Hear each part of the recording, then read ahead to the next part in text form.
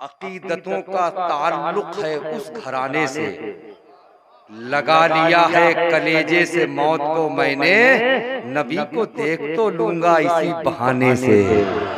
लगा लिया है कलेजे से मौत को, नबी को देख तो लूंगा इसी बहाने से, नबी को देख तो लूंगा इसी बहाने से। भाई हाफिज उमर साहब और सदारत भाई, मिसाकुल नबी साहब, समीर भाई, इनके वालिदे मरहूम की बरसी की फातहा के मौके पर इस जलसे का इनेकाद किया गया है।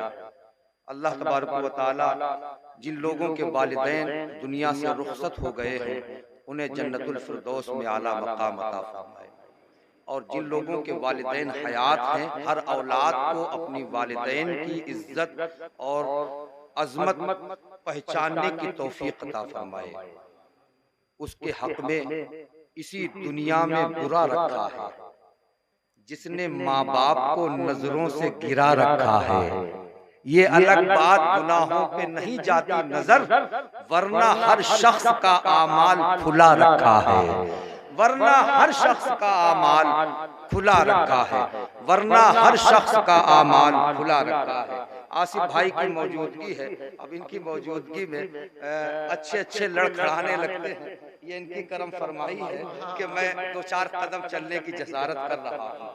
मियाँ हुजूर को माइक पर आना है, मैं 1-2 शेर पढ़ता हूँ, बस आप सबकी मोहब्बतें चाहता हूँ कि अच्छा सा माहौल बना ले और ये मुस्कुराते हुए चेहरे अल्लाह इनकी मुस्कुराहटों में मजीद इजाफा पैदा फरमाए। ये इसी तरह से मुस्कुराते हुए चेहरों की चमक इसी तरह से कायम रहे। है चराग, आसिफ भाई मुतला सुनिएगा, है चरागों की गवाही आंधियों के सामने, है चरागों की गवाही आंधियों के सामने, पत्थरों के सर झुके हैं आईनों के सामने, है चरागों की गवाही आंधियों के सामने, पत्थरों के सर झुके हैं आईनों के सामने। खालिद भाई, खालिद भाई अभी रखे उसे, हाँ बिल्कुल, जब जरूरत होगी तब आपको जहमत दी जाएगी। मुझे इस वक्त में ये शेर में जो पढ़ रहा हूं इसे सुनिएगा। है चरागों की गवाही आंधियों के सामने, पत्थरों के सर झुके हैं आईनों के सामने, हम हुसैन इब्ने अली के मानने वालों में हैं, हम कभी झुकते नहीं हैं जालिमों के सामने।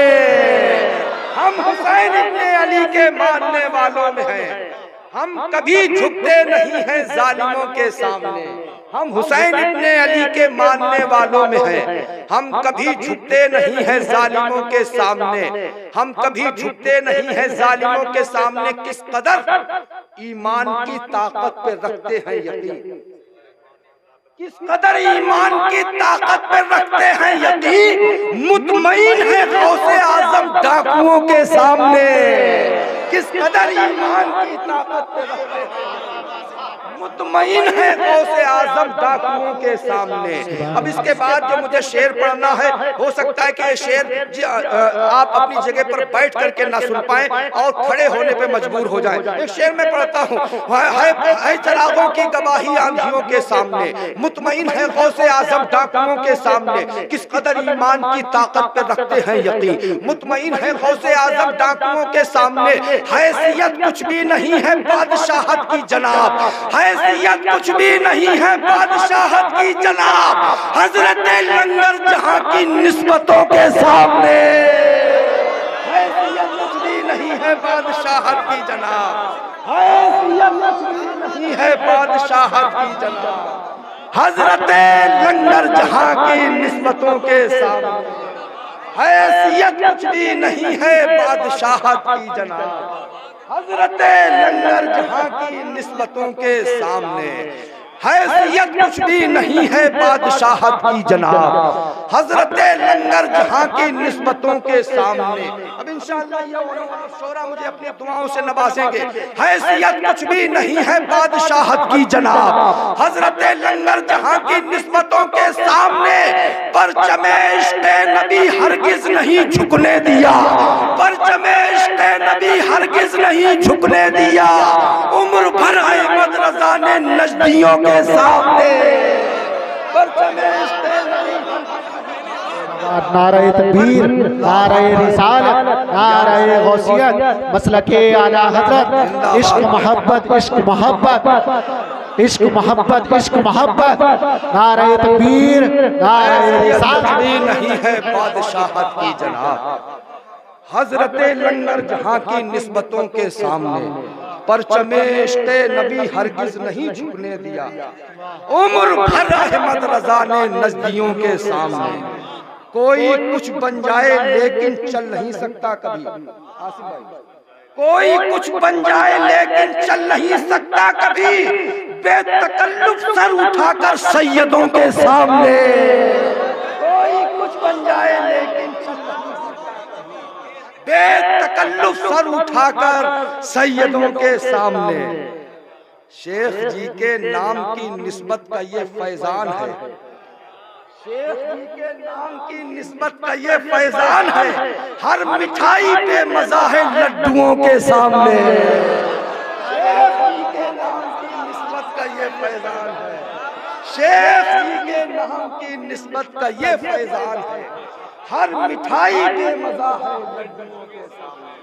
हर मिठाई, ये शेर मौलाना अब्दुल मुबीन साहब का, हर मिठाई पे मजा है लड्डुओं के सामने। शेख जी के नाम की निस्बत का ये फैजान है, हर मिठाई बेमजा है लड्डुओं के सामने। दिल रखो काबू में शाहिद जब बुजुर्गों से मिलो, दिल रखो काबू में शाहिद जब बुजुर्गों से मिलो, और ज़बां काबू में रखो आलिमों के सामने। दिल रखो काबू में शाहिद जब बुजुर्गों से मिलो, और ज़बां काबू में रखो आलिमों के सामने, और ज़बां काबू में रखो आलिमों के सामने। वक्त मुकर्ररा जो मुंतखब किया गया था आसिफ भाई के लिए, वो वक्त हो चुका है, लेकिन आसिफ भाई से कब्ल मैं ये चाहता हूँ कि मियाँ हुजूर को ज़हमत दी जाए चंद मिनट के लिए। आइए इस्तकबाल कर लें हुजूर शेख तरीक़त पीर कामिल सरकार सैयदी हजरत अल्लामा मौलाना अजीजुल हक गालिब मियाँ शाह साहब क़िबला का पुरजोर तरीके से ईमानदारी के साथ अपने हाथों को उठा करके नारे का जवाब दें और इस्तकबाल करें। नारे तकबीर, नारे रिसालत, इस्लाह मुआशरा कॉन्फ्रेंस, मसलके आला हजरत, फैजाने हुजूर लंगर जहां, फैजाने गरीब नवाज। नारे तकबीर, नारे रिसालत। जब दिलों से ख्वाहिशों की तितलियां उड़ जाएंगी, खौफ और दहशत की सरों से बदलियां उड़ जाएंगी, हम गुलामे हजरत अहमद रजा है नजदियों, हमसे उलझोगे तुम्हारी धज्जियां उड़ जाएंगी।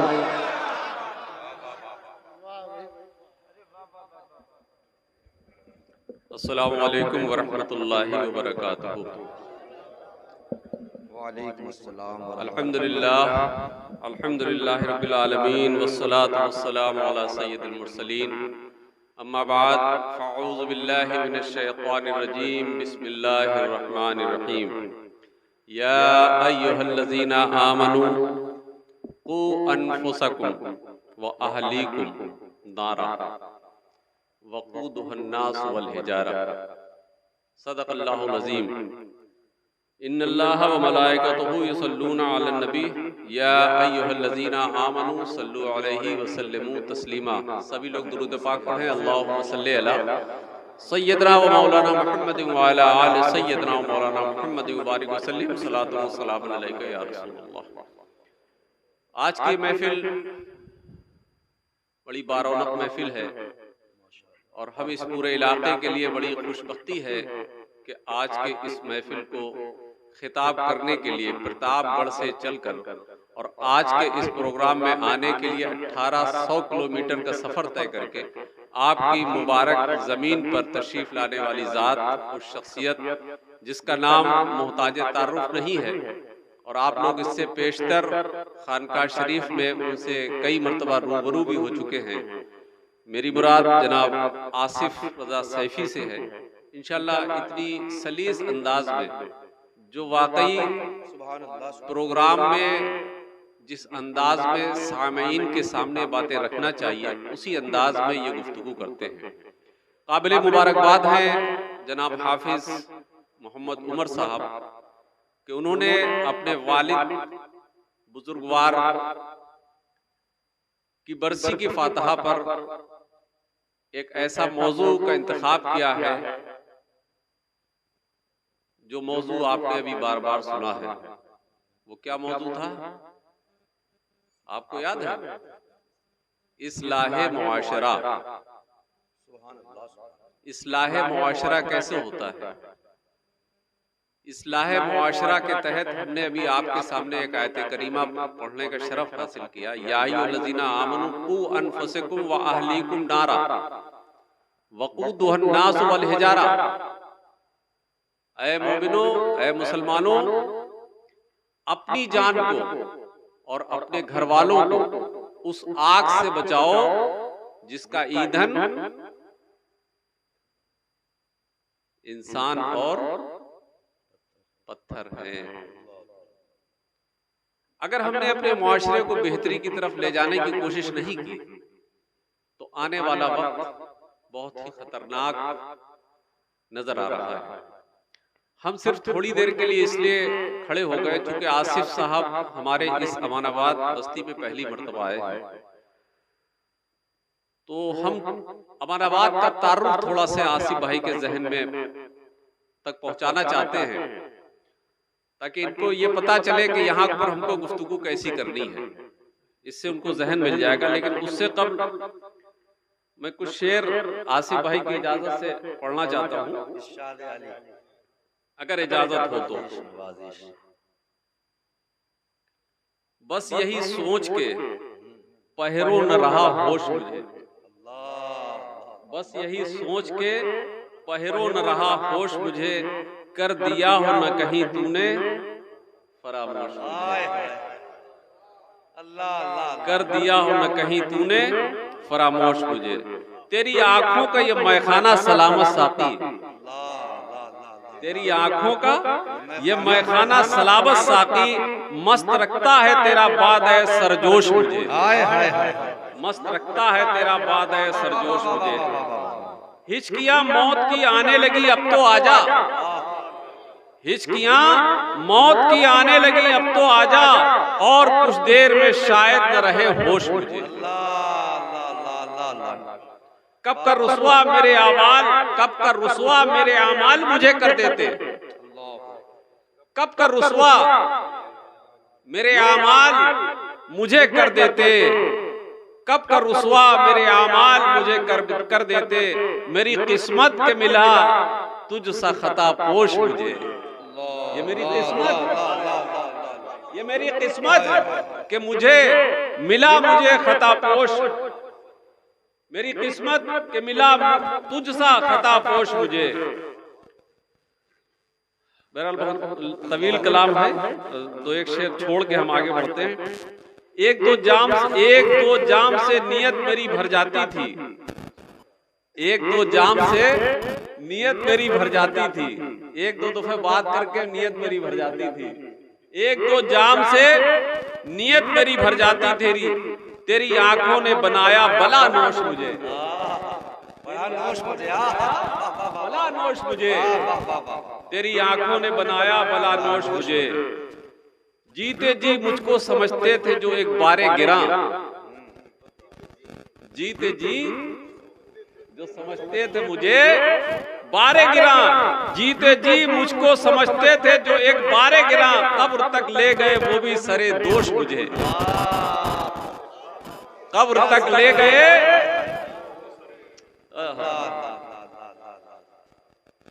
अल्लाह अकबर, क्या बात। मुझ पे खुलने नहीं देता वो हकीकत मेरी, मुझ पे खुलने नहीं देता वो हकीकत मेरी, हुजले जात में रखता है वो रूपोश मुझे, हुजले जात में रखता है वो रूपोश मुझे। सोहबते मैकदा याद आएगी सबको बरसों, सोहबते महकदा याद आएगी सबको बरसों, नाम ले ले के मेरा रोएंगे मैं नोश तुझे। नाम ले ले के मेरा रोएंगे मैं नोश तुझे। बहरहाल ये शेर हमें कुछ अच्छे लगे थे, हमने कहा आसिफ भाई के नजर कर दिए जाएं।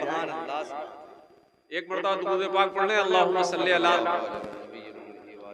सय्यदना व मौलाना मुहम्मद व अला आले सय्यदना व मौलाना मुहम्मद व बारिक व सल्लिम सलातु व सलाम अलैका या रसूलुल्लाह सल्लल्लाहु तआला अलैहि वसल्लम।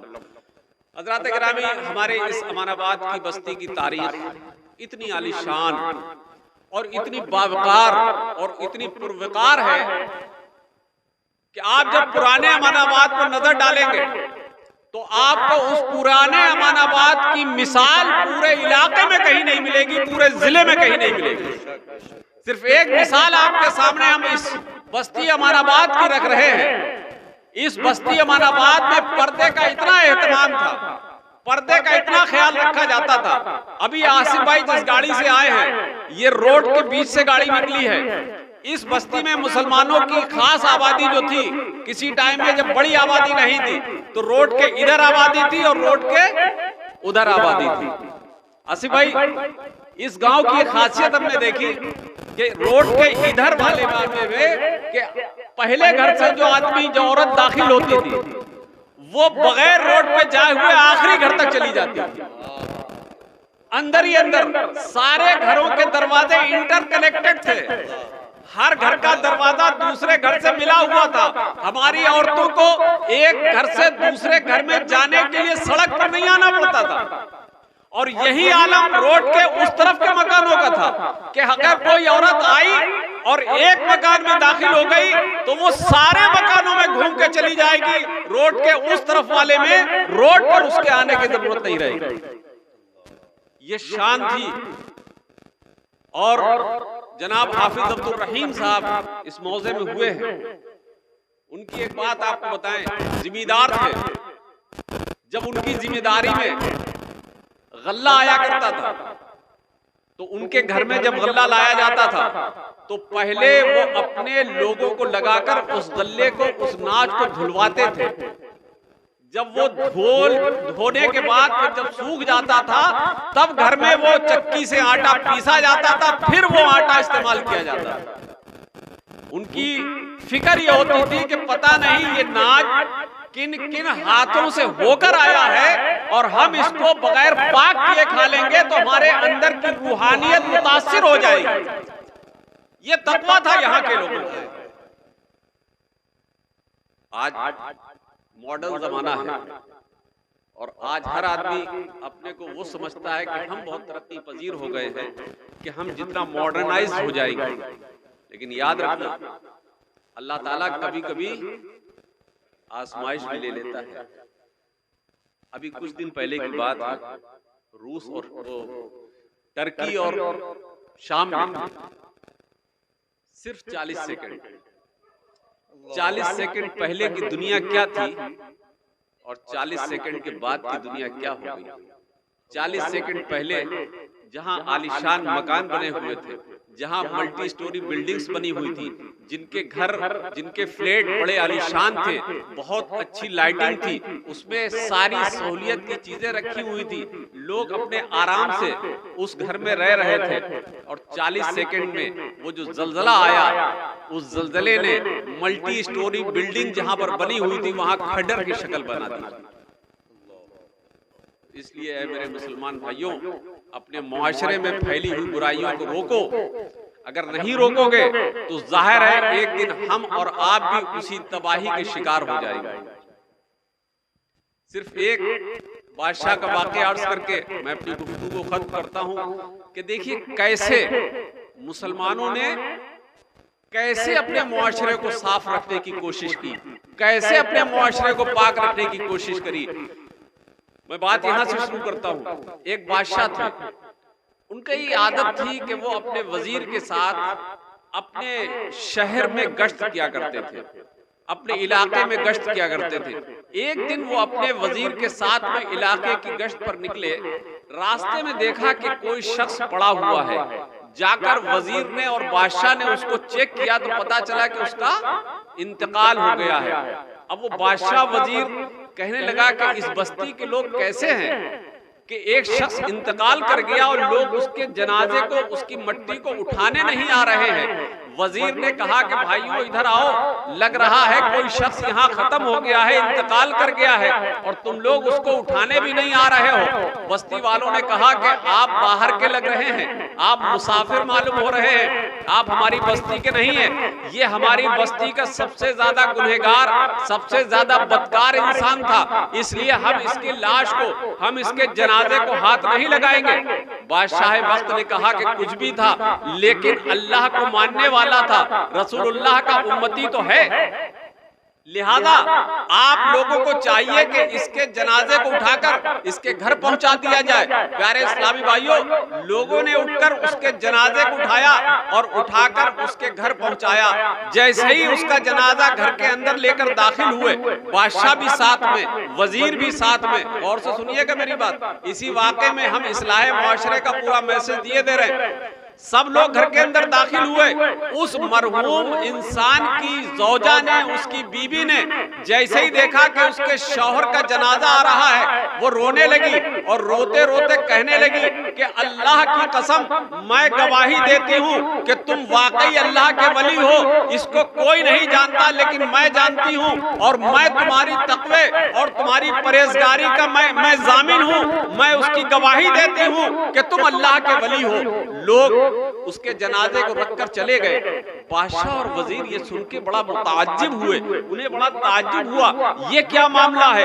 बस्ती के लोग तो इस मरे हुए शख्स के लिए ऐसा कह रहे हैं, ये तो बहुत गुनहगार था, ये शराबी था, ये जानी था, ये तमाम गुनाहों में मुलव्विस रहता था। लेकिन इसकी बीवी का क्या कहना है? इसकी बीवी ये कह रही है कि नहीं है मेरे शौहर, आप वाकई अल्लाह के वली हैं, हम इस बात की गवाही देते हैं। दोनों लोग सोचने लगे कि ये मुअम्मा क्या है, इसका हल कैसे किया जाए, इसका राज कैसे पता किया जाए। जब सारे लोग चले गए तो बादशाह और वजीर ने कहा उसकी ज़ौजा से कि ऐ मेरी बहन, ये तो बताओ कि तुम्हारे शौहर क्या करते थे? तुम कहती हो कि मैं गवाही देती हूँ कि अल्लाह के वली हैं, बस्ती वाले कहते हैं ये बहुत बड़ा जानी है, बहुत बड़ा शराबी है। वो नेक खातून बोली, ऐ मेरे अजीज, हम आपको नहीं जानते हैं, लेकिन बस्ती वाले जो कह रहे हैं, मुझे उनसे यही उम्मीद थी।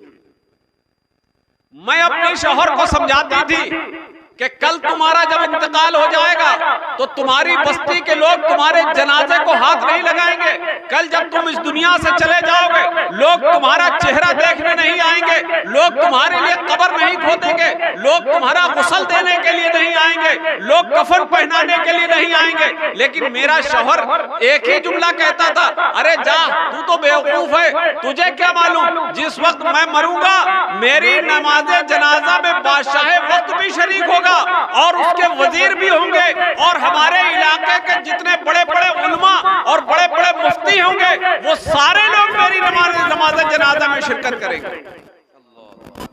बादशाह बड़ा मुताज्जिब हुआ कि इतने यकीन के साथ। बादशाह ने पूछा, है मेरी बहन, हमें बात तो बताओ, इस राज से पर्दा तो हटाओ। तो वो औरत कहने लगी, ऐ मेरे मोहसिन, मेरे शौहर के अंदर दो आदतें थी। उनके पास जब पैसे हो जाते थे, कुछ पैसे इकट्ठे हो जाते थे, तो वो सारे पैसे लेकर शराब खाने चले जाते थे। कहाँ जाते थे? शराब खाने जाते थे। और उस दिन शराब खाने में जितनी शराब होती थी वो सारी शराब खरीद लेते थे और खरीद कर सवारी पे लाद कर शराब के मटकों को अपने घर में ले आते थे और घर में लाने के बाद उस शराब को नाली में बहा देते थे और अल्लाह की बारगाह में हाथ उठा के दुआ करते थे, ऐ मेरे परवरदिगार आलम, आज तेरे इस गुनहगार बंदे ने तेरे न जाने कितने बंदों को इस शराब की लानत से बचा लिया है। ए अल्लाह, तू मेरे इस अमल को कबूल कर ले। हाय हाय हाय, नारे तकबीर, नारे रिसालत, इस्लाह मुआशरा कॉन्फ्रेंस, फैज़ान हुजूर लंगर जहां, मसलके आला हजरत, उलमाए अहले सुन्नत हजरत मौलाना अजीजुल हक गालिब मियां साहब क़िबला जिंदाबाद जिंदाबाद। वाह वाह वाह। क्या सुना आपने?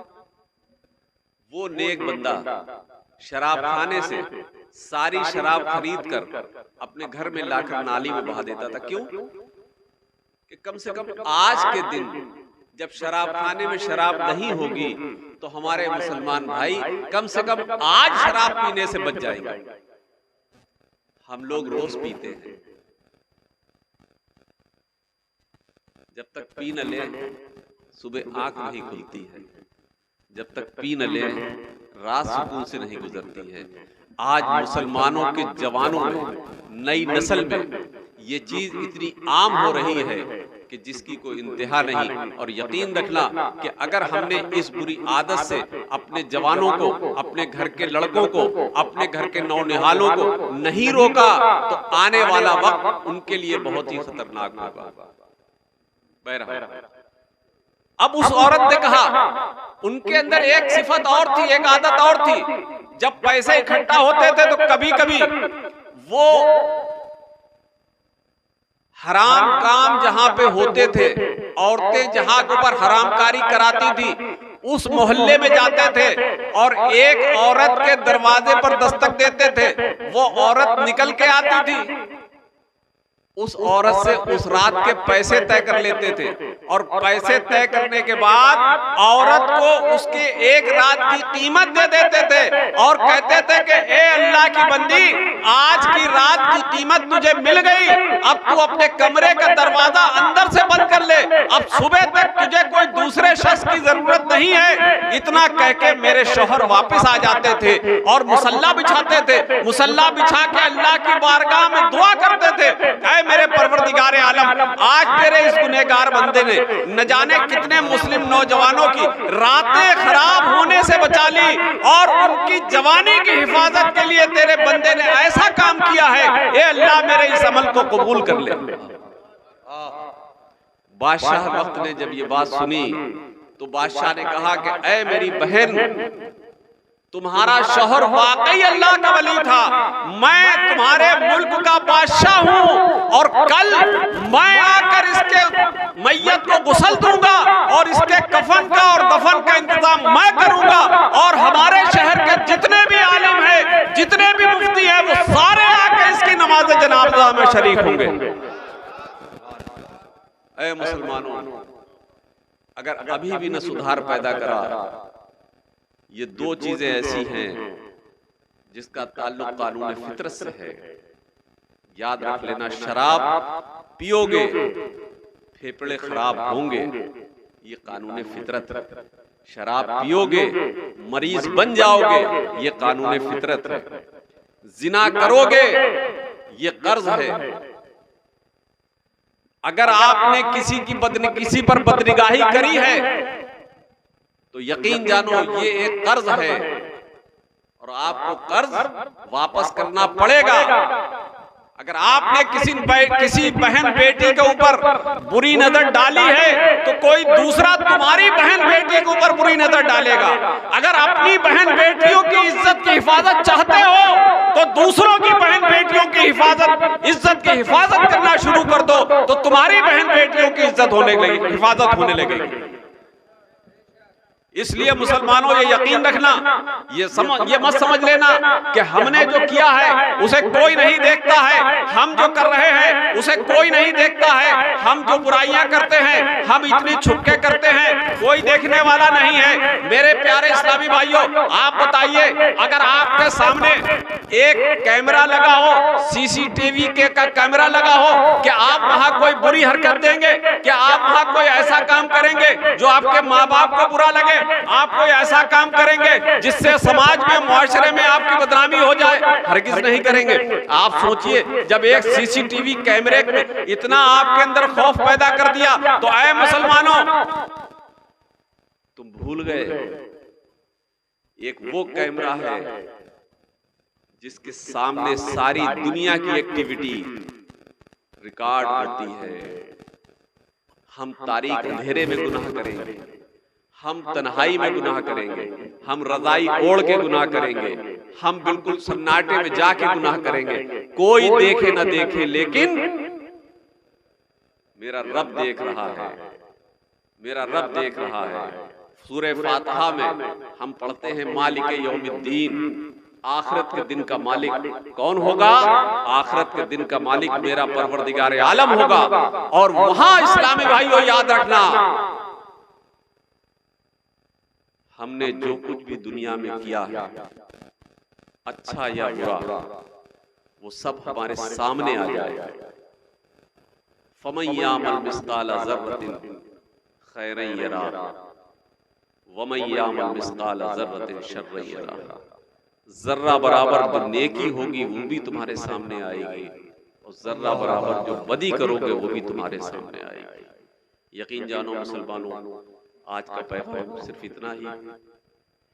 गुफ्तगू करने के लिए तो बहुत कुछ है, लेकिन बस आखिरी मैसेज ये है, मुसलमानों नमाज पढ़ना शुरू कर दो, नमाज पढ़ना शुरू कर दो, और कुरान की तिलावत शुरू कर दो, और कुरान की तिलावत के साथ कंजुल ईमान का तर्जुमा पढ़ना शुरू कर दो। आप कुरान भी पढ़िए और उसका तर्जुमा भी पढ़िए, लेकिन तर्जुमा पढ़िए कंजुल ईमान वाला तर्जुमा पढ़िए, तब आपको पता चलेगा कि मेरा परवरदिगार आलम हमसे क्या फरमा रहा है, मेरा परवरदिगार आलम हमसे क्या चाह रहा है, और मेरा परवरदिगार आलम कितना अजीम है, और मेरा परवरदिगार आलम कितना सत्तार है, मेरा परवरदिगार आलम कितना बड़ा गफ्फार है। अगर नहीं पढ़ोगे तो आगे के हालात बहुत नाजुक हैं। इंशाअल्लाह इसके आगे की गुफ्तगू इंशाअल्लाह हजरत अल्लामा मौलाना अली जनाब मोहम्मद आसिफ रजा साहब माइक पे कुछ देर के बाद आएंगे। आप लोगों से एक गुजारिश ये है कि आप लोग इतना कीमती प्रोग्राम छोड़ के मत जाइएगा, और बड़ी मेहनत मशक्कत के साथ में हाफिज मोहम्मद उमर ने अपने वालिद की ईसाले सवाब के लिए ये प्रोग्राम मुनक्किद किया है। आज उनके वालिद की भी याद आ रही है, और इनके दादा की भी बहुत याद आ रही है, नियाज अहमद खां की बहुत याद आ रही है, और अमानाबाद का वो पुराना जो नक्शा है आज वो मेरी नजरों के सामने घूम रहा है। वाखिर दावाना अनिल हम्दुलिल्लाहि रब्बिल आलमीन। अस्सलामु अलैकुम।